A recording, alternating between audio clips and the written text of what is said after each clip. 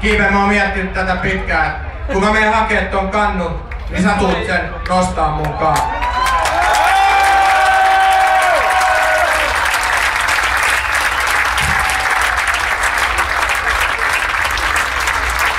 Ville olisi voinut nostaa sen kannun yksin. Se on tehnyt niin hienon uran maajoukkuetasolla, NHL:ssä, IFK:ssa.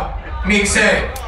Mut se pyytää mut siihen nostaa sitä kannua sen kanssa samaan aikaan. Se on semmonen asia, mitä mä en tuu ikinä unohtaa. Ja mistä mä tuun aina olen Villelle kiitollinen. Kiitos Ville.